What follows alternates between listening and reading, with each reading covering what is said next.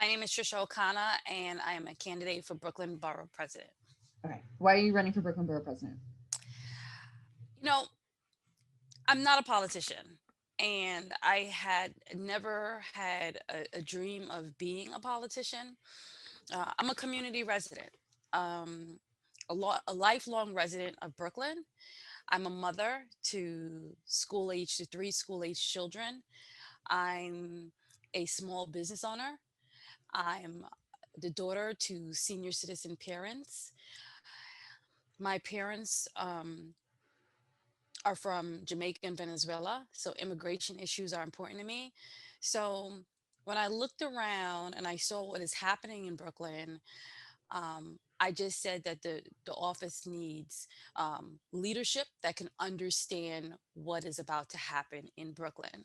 We're about to face one of the most um, scariest housing explosions in Brooklyn. Once the moratorium is lifted, it's now been pushed back a month. But when it's lifted, we're going to have a whole lot of evictions. We're going to have a whole lot of foreclosures on top of what we've already had. Um, Borough president's role is to appoint 50% of the community board members.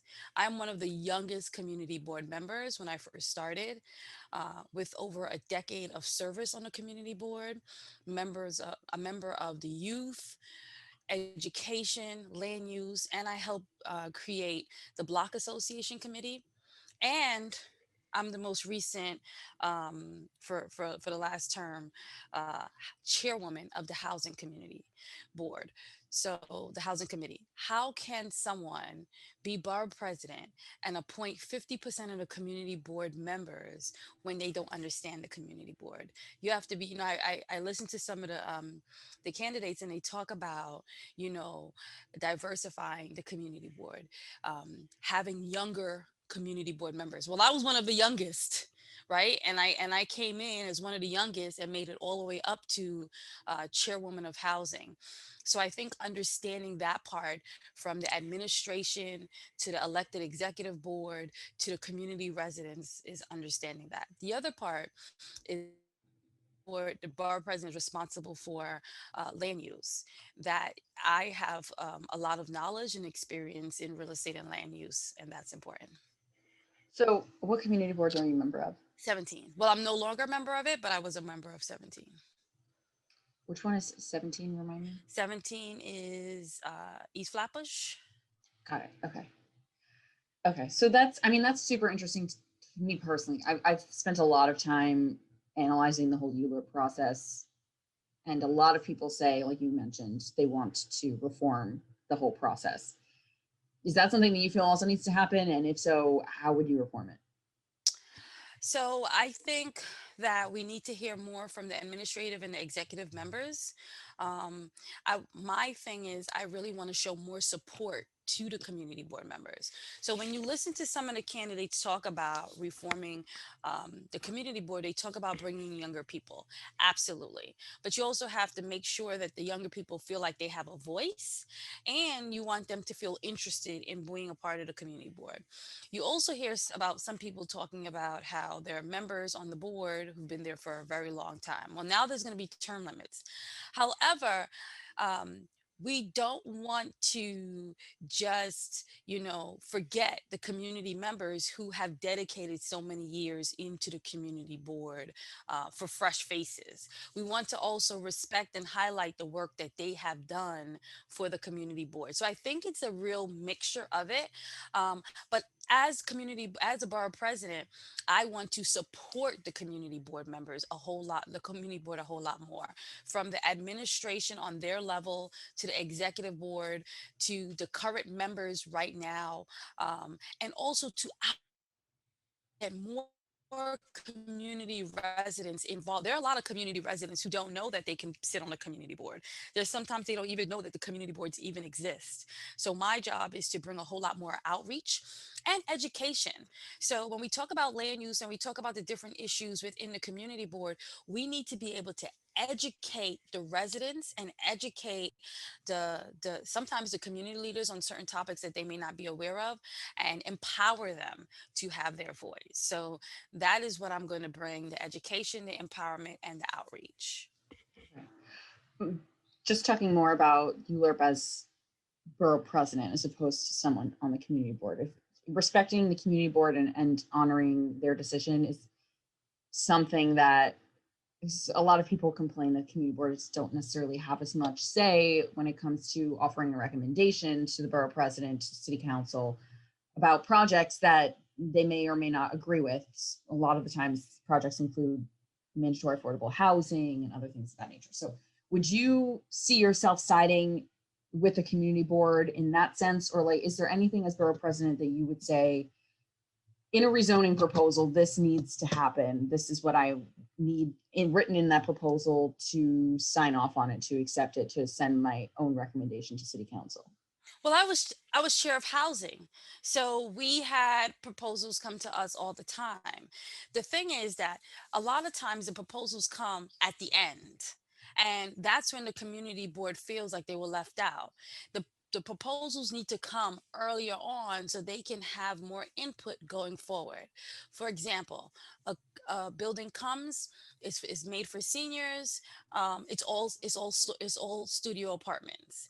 Now you're talking about a community in East Flatbush where a majority of the majority of the people are homeowners in the city, right? There are a lot of renters, but there are homeowners, and you are taking people from the community and wanting to put them in studio apartments.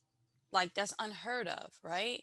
So you're taking, what about the aging who have health aides that need to come with them? What about children visiting them? So to answer your question, I don't want to go from your question.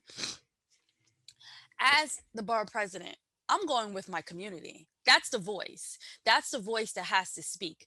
They're the ones who live within the vicinity of where that project is happening. Those are the people. I may not live there, right? I'm the borough president. I represent the whole borough, but I don't live in Coney Island. I don't live in that immediate area. Those residents are the ones whose voices I have to listen to, because they're the ones who have to get up every day and pass that property. They're the ones who need to find housing in those properties.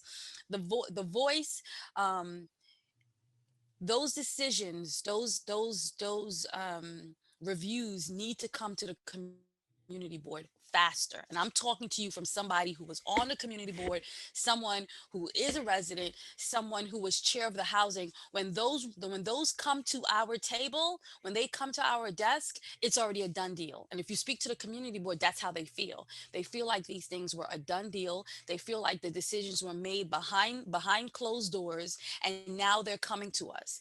No, we're going to come sooner. We're going to bring them close faster to the community board and let them have more say in what's happening before it becomes that done deal, as you often hear so many times. And I'm going to listen to them because, like I said, the community is the one who's there. When I was as a resident and a community board member, I wanted the borough president to listen to me if there was something coming up. You know, there was a shelter that was supposed to be built near across from my house when I was a little girl. I was a little girl. And I remember the residents of my block. I remember the people in my community, the block associations, marching to prevent that shelter from coming. And guess what? That shelter now is a public school that my daughter went to.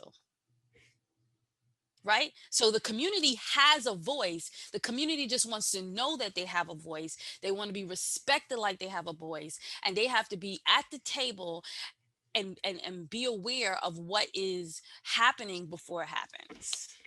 Okay. Um, Switching gears a little bit, you mentioned you're a small business owner. Can you tell me about Yes. your small business and how you, as borough president, would work to get more people, small business owners in particular, back to work in the wake of the pandemic? So I started my small business when I was very young, and in order for me to start my business, I went and researched the resources that are available to New Yorkers, to Brooklynites.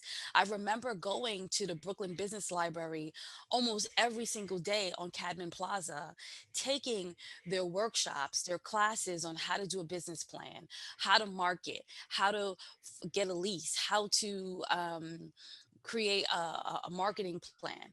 So as the Brooklyn Borough president, I want to make sure and support those programs that are available for small business owners, right?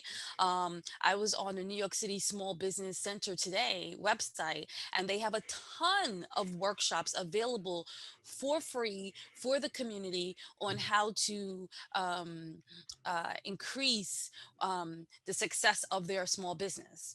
Also, I'm an MWBE small business enterprise for New York City.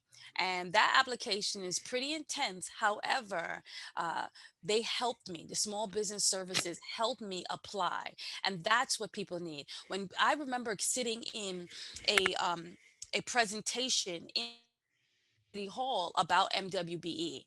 And when everyone walked out the workshop, they said, "We're not applying for this. It's too difficult." And including myself.